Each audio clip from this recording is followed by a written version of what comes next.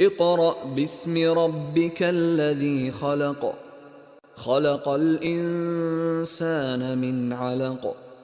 اقرأ وربك الأكرم الذي علم بالقلم علم الإنسان ما لم يعلم كلا إن الإنسان ليطغى أن رآه استغنى إن إلى ربك الرجعى أرأيت الذي ينهى عبدا إذا صلى أرأيت إن كان على الهدى أو أمر بالتقوى أرأيت إن